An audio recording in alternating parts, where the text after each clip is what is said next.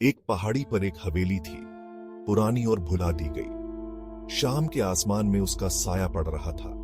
लोग कहानियां सुनाते थे, हंसी के चीखों में बदलने की कहानियां। वे एक भूतिया मौजूदगी की बात करते थे, पीढ़ियों से सुनाई जाने वाली कहानी। हवेली कभी भव्य हुआ करती थी, अब ये अपने पुराने वैभव की एक खोल थी। उसकी ढहती दीवारों पर बेलें चिपकी हुई थीं, खिड़कियां अंधेरी थीं जैसे खाली आंखें। कभी चमकीला पेंट फीका पड़ गया था। यह समय बीतने और उसके रहस्यों का प्रमाण था।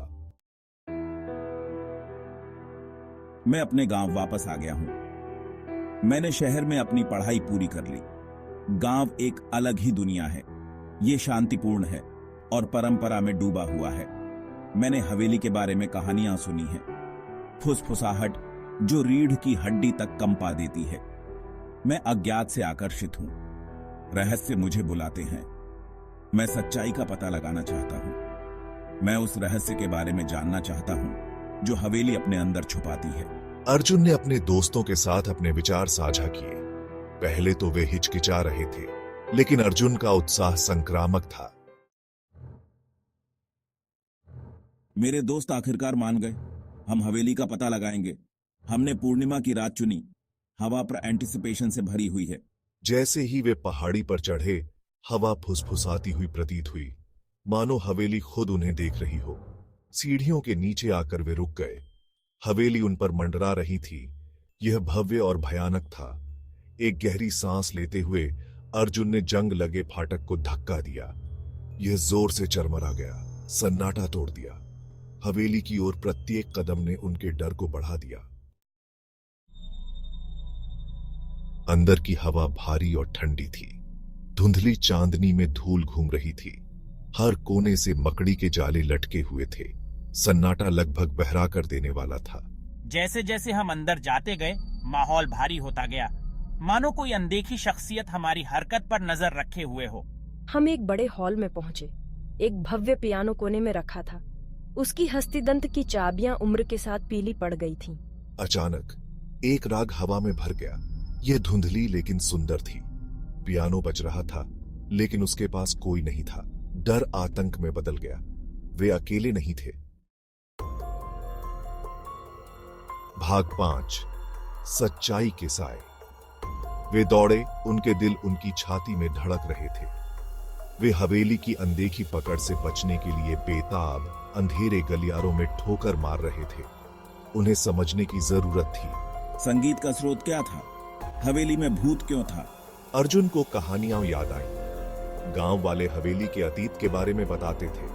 वहां एक परिवार रहता था, लेकिन वे गायब हो गए थे। उनके साथ क्या हुआ किसी को नहीं पता था। अर्जुन पहले से कहीं अधिक दृढ़ था। वह रहस्य को उजागर करेगा।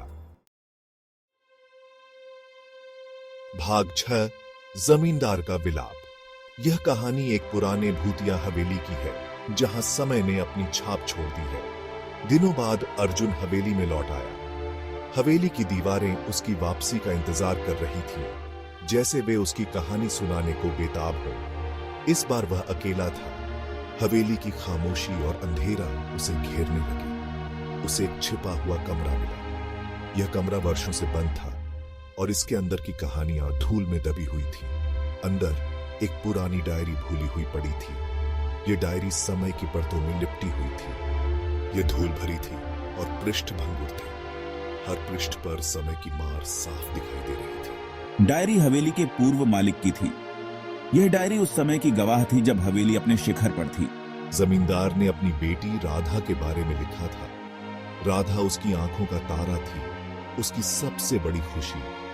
राधा जवान और खूबसूरत थी। उसकी मुस्कान में एक जादू था जो हर किसी को मोह लेता था। लेकिन वह गायब हो गई थी। उसकी अचानक गुमशुदगी ने पूरे परिवार को हिलाकर रख दिया।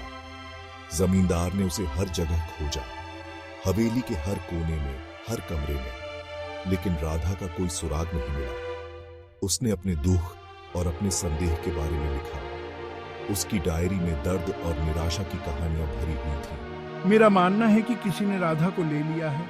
यह विचार उसे हर पल सताता था। मुझे अपने ही भाई पर शक है जो लालच से प्रेरित है। परिवार में विश्वासघात की छाया गहरी होती जा रही थी।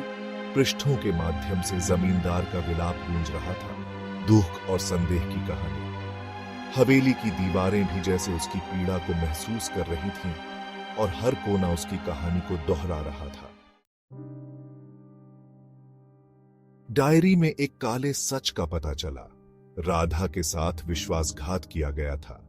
यह विश्वासघात किसी और ने नहीं, बल्कि उसके अपने परिवार के सदस्य ने किया था। यह जानकर सभी स्तब्ध रह गए। उसके ही चाचा ने उसे मार डाला था। उसने हवेली और उसकी सारी दौलत की लालसा की थी। लालच ने उसे इतना अंधा कर दिया था कि उसने अपने ही खून का गला घोंट दिया। यह एक भयानक और दिल दहला देने वाली घटना थी। उसने उसके शरीर को हवेली की दीवारों के भीतर दफना दिया था।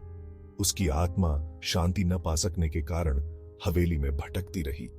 हवेली अब एक भूतिया जगह बन गई थी, जहां राधा की आत्मा हर रात भटकती थी, न्याय की पुकार करती थी। मुझे पता है कि मुझे क्या करना है। मुझे राधा को शांति पाने में मदद करनी है। ये एक कठिन कार्य होगा, लेकिन मैं इसे करने के लिए तैयार हूं। मैं राधा की आत्मा को मुक्ति दिलाने के लिए कुछ भी कर सकता हूं। अर्जुन ने अपने दोस्तों और गांव के बुजुर्गों को इकट्ठा किया। उन्होंने एक अनुष्ठान करने का फैसला किया। यह अनुष्ठान राधा की आत्मा को शांति दिलाने के लिए था। सभी ने मिलकर इस अनुष्ठान की तैयारी की। वे हवेली को उसके दुख से मुक्त करेंगे। वे राधा की आत्मा को शांत करेंगे। यह एक लंबी और कठिन प्रक्रिया होगी, लेकिन वे सभी इसके लिए तैयार थे। वे जानते थे कि यह उनके गांव के लिए बहुत महत्वपूर्ण था। क्या तुम्हें यकीन है कि यह काम करेगा अर्जुन? यह एक बड़ा जोखिम है और हम सभी को इसमें शामिल होना होगा। लेकिन अगर यह काम करता है तो राधा की आत्मा को शांति मिल जाएगी। मैं डरा हुआ हूँ, लेकिन मैं तुम्हारे साथ हूँ। हम सब तुम्हारे साथ हैं अर्जुन।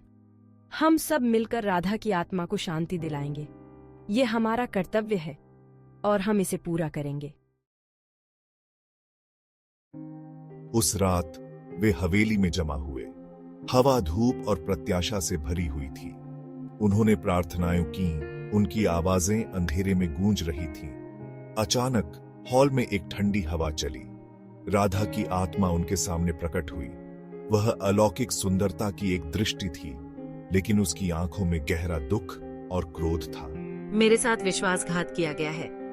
मेरा अपना खून, मेरे चाचा, उसने मुझसे सब कुछ छीन लिया। मुझे बदला चाहिए। राधा, हम यहाँ तुम्हें शांति पाने में मदद करने के लिए हैं।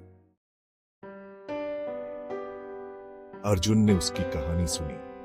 उसने उसके दर्द, उसके गुस्से, उसके दुख को महसूस किया। उसने उससे दया और करुणा से बात की। राधा, बदला तुम्हें शांति नहीं देगा। तुम्हें अपने गुस्से को जाने देना होगा। उसकी बातों ने राधा की आत्मा को छू लिया। उसने बदला लेने की निरर्थकता को महसूस किया। वह इतने लंबे समय से अपने गुस्से में फंसी हुई थी। वह आखिरकार जाने देने के लिए तैयार थी।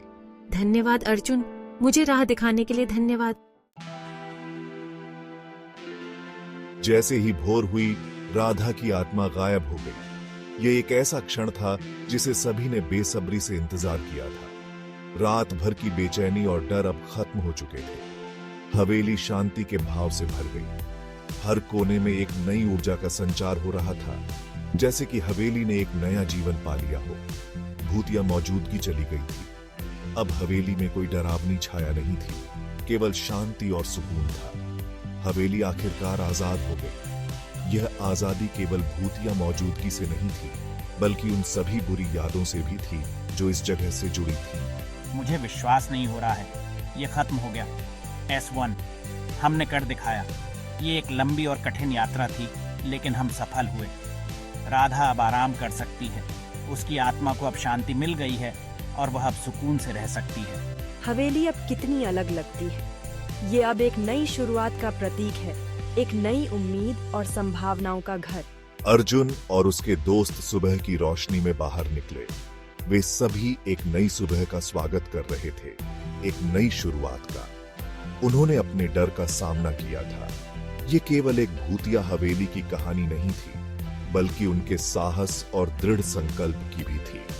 उन्होंने एक परेशान आत्मा को शांति पाने में मदद की थी। यह उनके लिए एक बड़ी उपलब्धि थी और उन्होंने इसे अपने दिलों में संजो लिया। पहाड़ी पर बनी हवेली एक बार फिर ऊंची खड़ी थी। यह अब केवल एक इमारत नहीं थी, बल्कि एक प्रतीक थी। यह अब डर की जगह नहीं थी, यह अब शांति और सुकून का स्थान था, जहां लोग बिना किसी डर के आ सकते थे। यह राधा की कहानी की याद दिलाता था।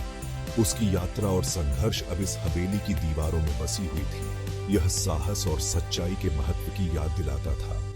यह कहानी हमें सिखाती है कि सच्चाई और साहस से हम किसी भी चुनौती का सामना कर सकते हैं।